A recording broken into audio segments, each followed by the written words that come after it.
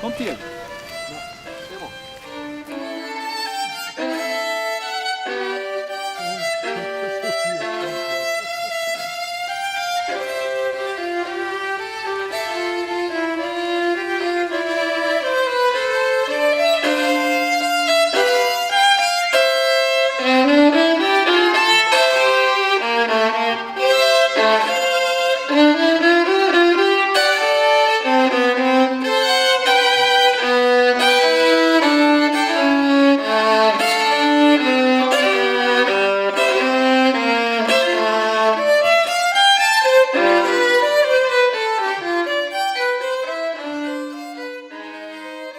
Well, dear visitors, friends, I would like to welcome you at the very corner of Terra Parzival in Slovenia. It starts roughly here in this old monastery of Šička Kartuzija, and then it goes further to the east.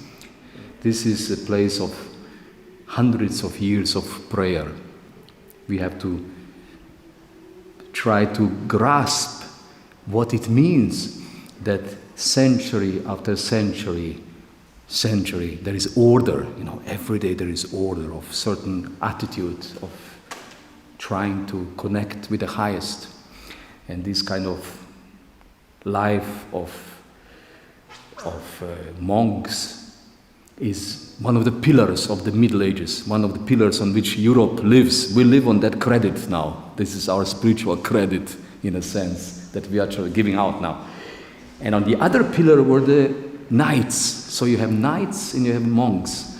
You see, we come here to Šička Kartuzija, and it's far in a valley.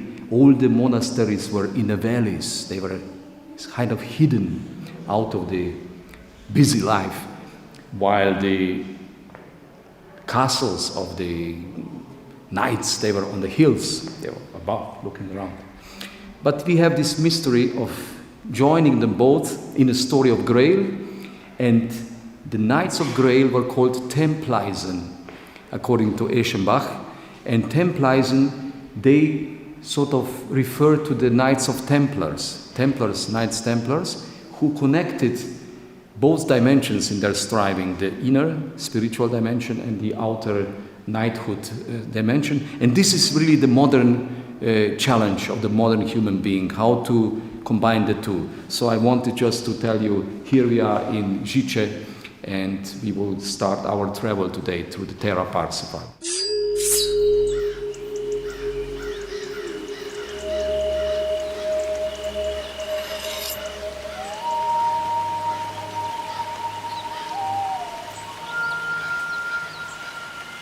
Our journey takes us now from monks to the knights. We are now going into the first set of castles in the surroundings of this sacred mountain, Montsalvac.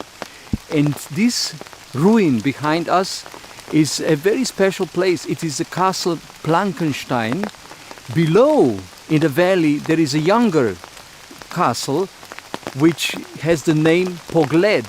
And it was the Pogled that brought me to this Terra Parzival, because Viktor Strake, who was for 40 years researching the story of Parzival and Grail in Slovenia and Styria, he was, before he died, led to this place. 1 week before he died, he has seen the castle Pogled and Plankenstein, and it was so happy after such long research. And his son, then months later, after his death, I met his son in Germany at Externstein, the ancient Germanic initiation place. And I was asked the question, do I know what it means Pogled in German? Of course I said Anschau, and he said, yes, indeed, you must read this book, this manuscript. So that is how the whole story began. So here we are, we see Plankenstein, and very soon we will be passing close to Montsalvac and go to the next monastery.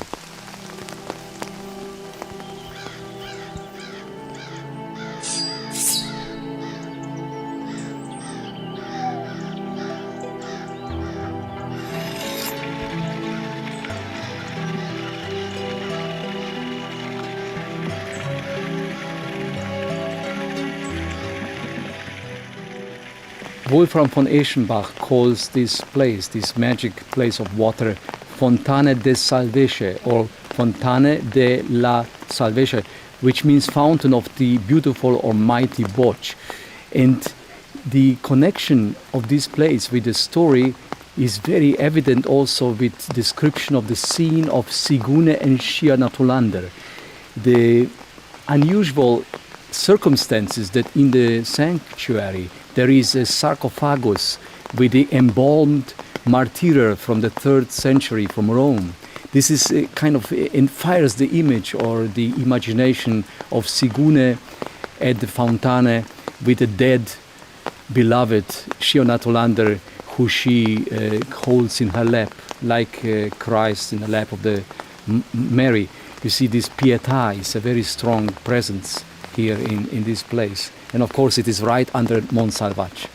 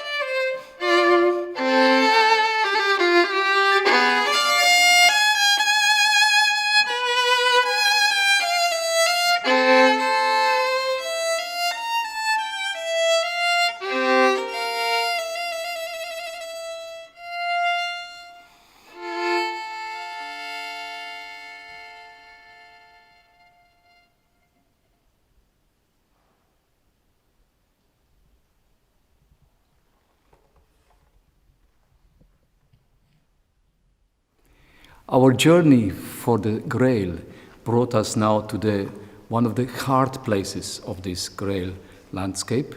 This is the place of water, of the sources, the place of feminine strength, quality, And this is again an ancient monastery, this time of the nuns, nunnery. We are in a place of meditation, inner life, of centuries. And this place is located right as a wound into the mountain. It is the Mont Salvage, and this water comes right out of the mountain, out of this lake that is in the mountain, according to the old legend. And the lake is situated on 3 mounts. So 3 mounts carry the lake in the mountain, and on the lake there is a boat that is driven by swan, by the gold chain.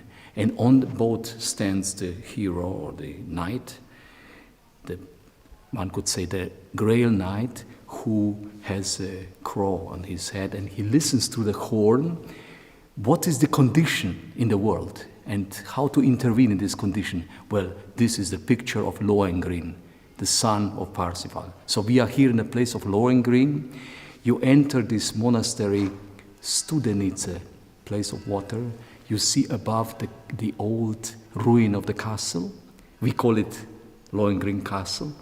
And here in the sanctuary, in the temple, I would like to shortly point to you the shape of Terra Parzival. The shape of Terra Parzival basically comprises a cup. And here in this corner we have Ptui, and Ptui is a place where grandfather comes, Gandin. Gandin is the grandfather of Parzival. And then further down we have Borl. Borl-Ankerstein is the castle that was built in its original form by Gamoret, a son of Gandin, father of Parzival, the famous great knight who never was thrown out of the saddle of his horse. And he said, I'm going to serve only the greatest knight of the world, irregardless of religion. Therefore, he chose to serve the Caliph of Baghdad. And he fought for Caliph, and he was killed by Caliph before Parzival was born. Now, further down, we have here the area. Here is where we are now, Studenice. So, place of Lohengrin. And here is the famous mountain, Boch. It is called Boch, but with playing with the words, using the medieval terminology, one can call it Mont Sal Boch, which stands for Mont Salvage, Mont Salvage. Here is Studenice, where we are now, and here we started Žička Kartuzija, Žiče. And here is the Zbelovo, we went on the Plankenstein. Now what is missing, we will be now going here to the cave of Trebizond.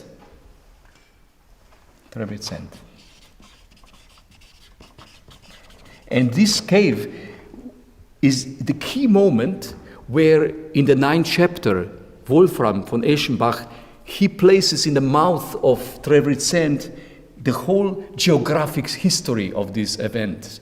He says, I was traveling with your father from Sevilla across the sea, entering the land at Aquileia, and then going on the land to Gandin, where your grandfather has his kingdom. And then so on, he explains these places, and Trebizond's cave is the scene of the Good Friday.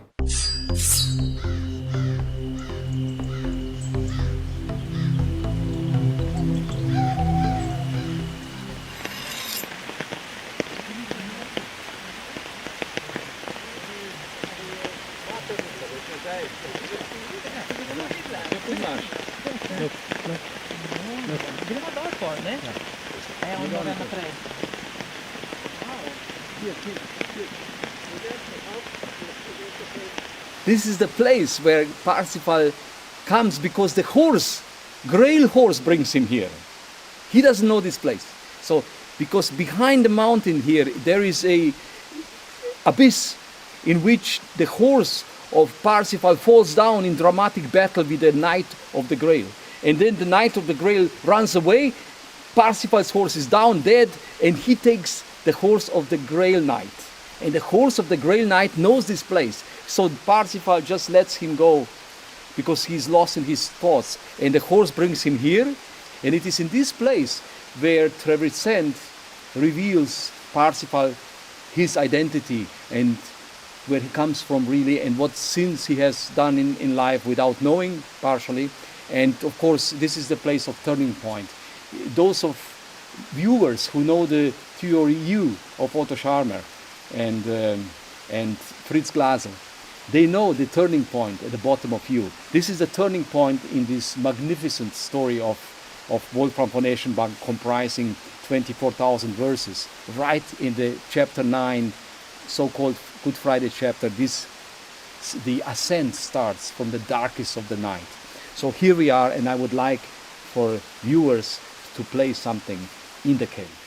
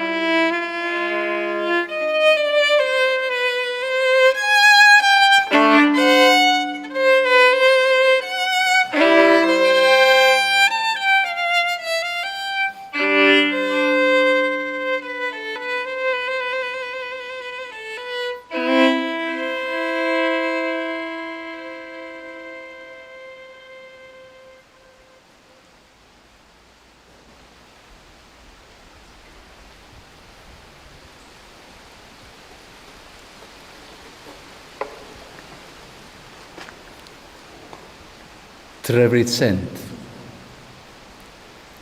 here in this cave. there must have been an altar. It has two spaces, some straw, dry grass, the water running. You can hear it. Close to the Montsalvaggio.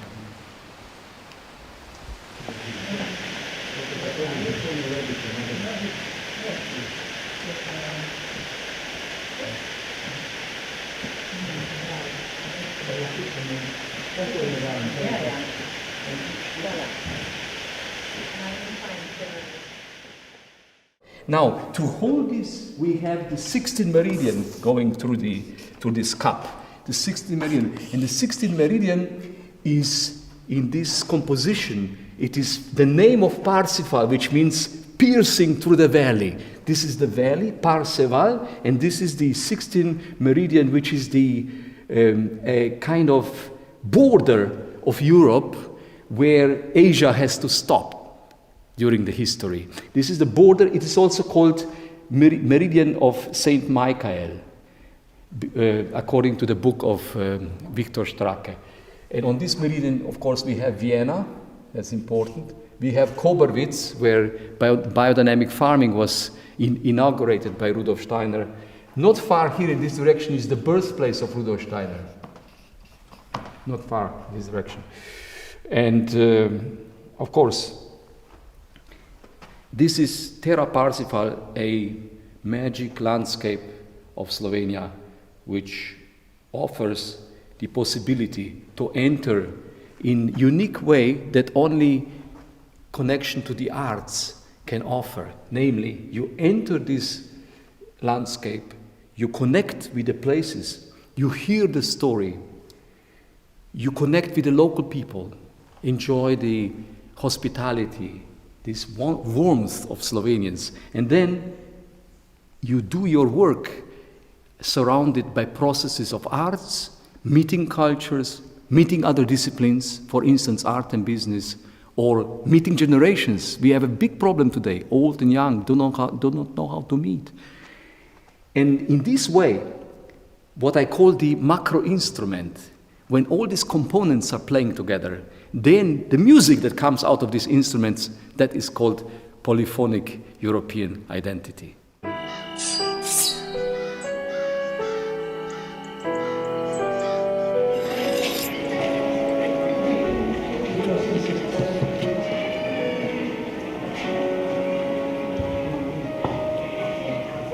Dear friends, first of all, truly, thank you so much for coming back to Slovenia, coming back to Terra Parzival. 9 years it is that we were in Castle Born, yes. What I would like to do now, there was a question how to connect this to the Parzival. So I would like to try to say something very shortly about that. As you know, this landscape has two aspects very close. Every place you go, there is either a monastery or there is a castle. Monasteries in the deep valleys, castles on the top of the hills. And this split between monks and the knights is typical for the modern human being. However, those who were guarding the Grail, they were called Templars, and they were the knights who in themselves connected the sacred striving and the worldly striving. Also, one could say among the knights, there were knights of spear and knights of word. So knights who were fighting with the word. And in our time, a challenge is to find each of us, the Parzival in us, where we connect these two dimensions of life and go into life with the deepest inner assurance of spiritual necessity that needs to permeate the world in our time, and at the same time to be extraordinarily practical, like you all were by cleaning this chapel. So this is what is important thing playing into our time from the 9th century of the story of Parzival. Thank you very much to the Slovenians to Frank and his team that we could be in here, that we could have our very deep experiences and insights, and also explore each other while doing something in this chapel. For many of us, it was very important to learn what it means to be a host and being hosted while doing it practically. And so also that we could give back a little bit something, cleaning this chapel, we mainly could learn a lot out of it.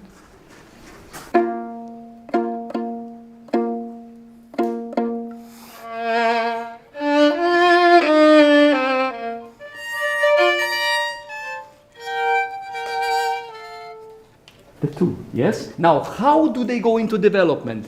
I feel the need not only to play, but to help your attention to be very much in the process. So I will take 5, 7, maybe 10 minutes the most of the process, if you permit me, and then perform. So we listen with 10 ears, yeah? All right, we start now with the motive. The motive I just played. It says, so this is how it starts. And it will go on the journey. Let's hear.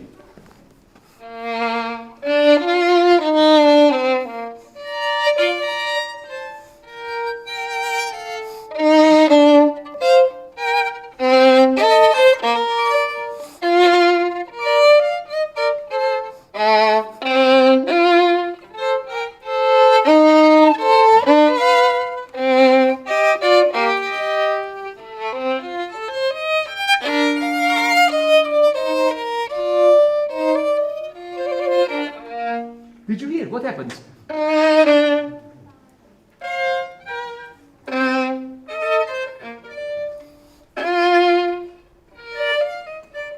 I'm not so sure. I insist. Better not. So, you see, there are two directions. It says, oh, oh, oh, ah.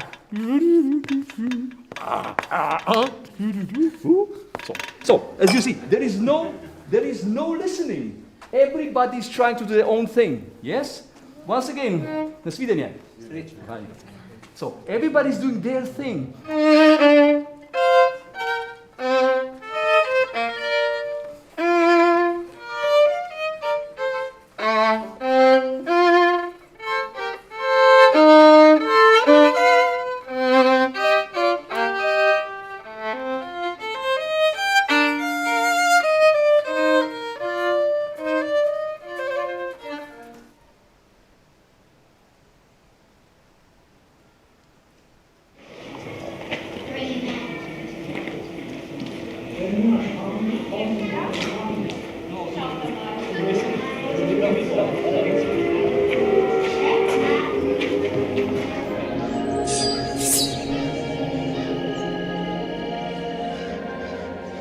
And here we are now, finally, at the very heart piece, a centerpiece of Terra Parzival. We are standing in front of the ancient tower of Gachmoret. This is Castle Borel. Ancient name is Ankerstein, the anchor standing upwards towards the heavens, the symbol and the emblem, the coat of arms of Gachmoret, father of Parzival. This is the place where he was supposed to find his peace, which he didn't. And he died in Baghdad, fighting for the greatest knight, in his opinion, who was the Caliph of Baghdad. But Sihanouk Tolander, he was fighting for this castle, and he lost his life because he was fighting for the kingdom of Parzival. Parzival was still a child. So this tower, which you can see behind me, is not the actual Gamoret's tower. Inside of this tower there is yet another tower, which is protected by the outer tower, the very old Romanic tower of Castle Borel. Borel is a musical instrument. He is like a spiral. If you enter from this side and go inside into the large courtyard, with male energy, one could say, and then going through this courtyard inside to the inner courtyard. This inner courtyard, which is very with the water, with the well behind the tower. But around these courtyards are the buildings that have been growing throughout the time of European growth. It went from Romanic to Gothic to Renaissance to Baroque to the present day. And as you go in this spiral, traversing the terrace overlooking these wonderful fields of Ptui and seeing the other castle of his father, which was Parzival's grandfather, Gandin, then you turn back, go up to the tower, and you come to the very top where is a little tower on which you can see the watch. Timeless. This is going to be the wonder of the world once it is rebuilt, because you will enter through these beautiful gardens where the field of senses will be receiving you to reconnect with the space. Going in the castle through the attics, where in the attics the labyrinth will lead you through 4,200 years of Europe's spiritual history, so to say. And then you enter the building itself for the activities supported by the processes of art. Welcome to Borl.